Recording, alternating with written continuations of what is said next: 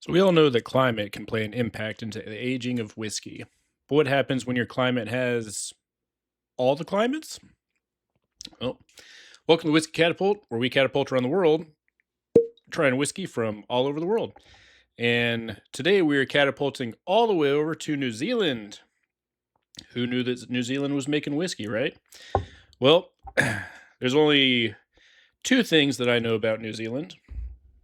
The first one being is they have a lot of different climates in their specific area, tall mountains, uh, nice beaches, pretty good range. And the other thing I know is that they film Lord of the Rings there. So maybe eventually I'll make it over there to learn a little bit more about New Zealand, but that's what I got for now. So this is Pokeno Distillery. This is a single malt from New Zealand, as I mentioned. And this is their Discovery release that is first fill bourbon and sherry cask finished whiskey. And is balled at 43%. So I've seen this one on the shelf for a little bit. I saw an older, I don't remember the name of the distillery, an older New Zealand whiskey very early in my whiskey journey. It was like 23 years old. It was a 300 milliliter bottle. And I think the store was asking like 250 bucks for it. I was like, that's a little out of my price range. So when this one popped up, I got it for 60 bucks. Hey, that's a great deal, especially for how long it had to travel. So always wanted to try New Zealand whiskey as soon as I heard of it.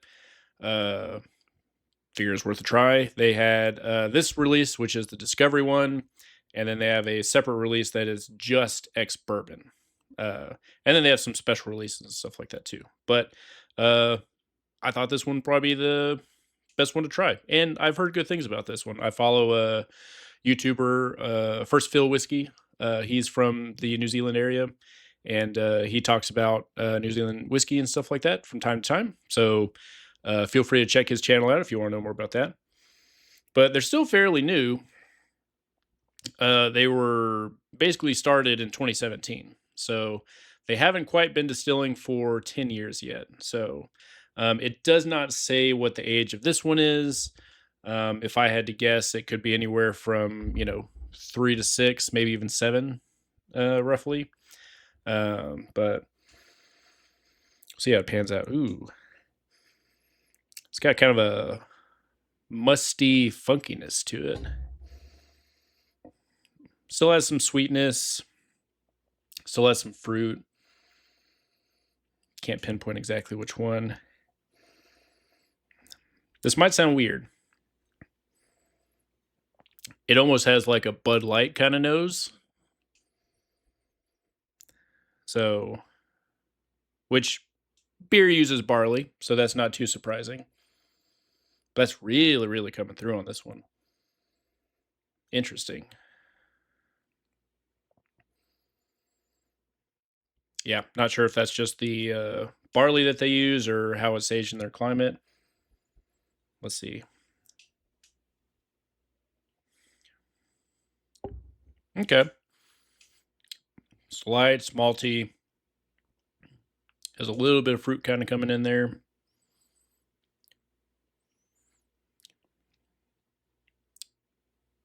There is still that faint beer note in there.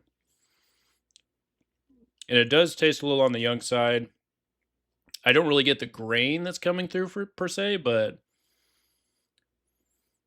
it definitely tastes like it's, if you've had like a younger scotch, like from a newer distillery, you kind of can pick up what I'm talking about here. Yeah, really funky coming through. And that light beer note. That's wild. Okay. Finish is kind of funky, a little bit of fruit. Not quite musty on the finish, but pretty short finish too. That does not linger very long. So, it's very interesting to say the least. I've heard good things about New Zealand whiskey. I've heard good things about Australian whiskey. They just don't really come to my area very often. Pokeno is the main one that I've seen in my area. like I said, they do have a couple special releases. I think they're kind of like experimental type. In my area, they one of my shops, they were all on clearance for like half off, and I think they were originally like $80. So all their uh, releases were basically $40. So I did pick up one of the other ones. It was I think it uses chocolate malt for the distilling process. So excited to try that one at some point. Haven't cracked it open yet. I want to get through a few balls before opening that one, but I might do a review on that one. We'll see. Yeah. Okay. The nose is kind of opened up a little bit. There's less of that beer note coming through, which I appreciate. I'm not really a beer guy. But that sweet and fruitiness is kind of starting to come through now. Mm. I would like to see this at a little bit higher ABV. I don't believe it says. Yeah. It doesn't say if it's non-chill filtered or natural color. So it might be. But I feel like if they were going to non-chill filter, they'd probably mention that on the bottle. A lot of newer distilleries are more on the crafty side, so they like kind of calling that out. Okay, yeah. Maltiness is coming forward a little bit more. Still has some of that fruit. Beer note's starting to go away, so add a little bit of water, just a little bit. It's 43%. I don't think you need to add much. But I'm kind of curious to see what they evolve into. I know that Indian single malts really been popping up lately and getting more popular. Like I said, I've heard some good things about Australian whiskey coming through. I believe Starward is one of the distilleries that you can usually find stateside. Pokeno, I've seen it a few different retail shops in my area. So, very least worth checking out.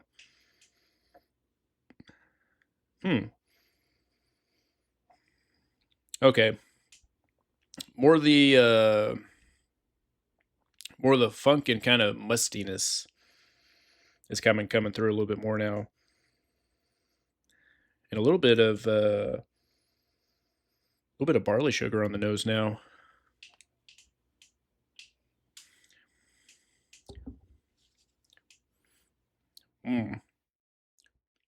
Really light. Still get a little bit of that fruit. The beer note's pretty much non-existent at this point. Has a lot of it. I did not add much water, and I think that got drowned out. So I would not add water to this one. That's almost gone. Yeah, there's not much else on the finish there. So, yeah, it's not bad. It's interesting. I'm not, like I said, I'm not like a much of a beer fan. So like the light beer notes weren't really doing much for me.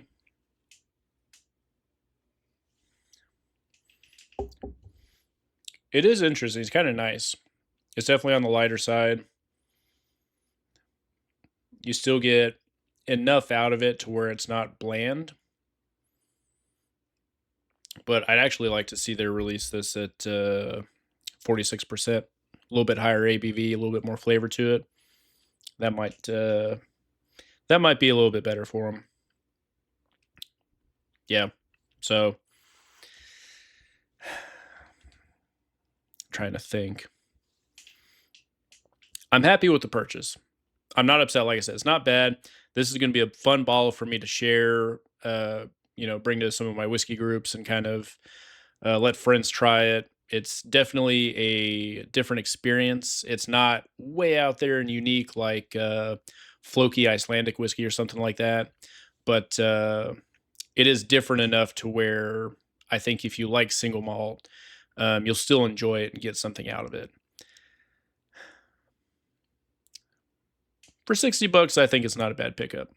But they might be someone that I give them a little bit more time, a couple more years, get a little bit more age to their whiskey, and I'd probably recommend it a little bit more down the line. So I think it's worth keeping an eye out for them. Like I said, my local shop has had these on discount for a while, so you can probably get it for a little less than 60, depending on your area. But worth keeping an eye out for. So this is a good one to bring to like a whiskey group and do a bottle share with. If you like lighter style whiskeys and even like younger scotches, I think this would be good for you. I think this would be right up your alley. Like I said, it's definitely a little bit different. It's got a lot more of kind of a funk to it, but it doesn't do anything super crazy. Like Indian single malt has a very specific profile that it has, and I think it's great. This is the only New Zealand whiskey that I've had so far, so I don't know if they all kind of share that common piece, but yeah, not bad. Like I said, I'm happy with it. For $60, I think it's fine. Um, I'd probably give it a couple years before fully recommending it, but yeah, I'm happy with it. I'm not I'm not going to complain too much. But yeah, so if you enjoyed this review, hit the like button and subscribe to see where we catapult off to next. Cheers.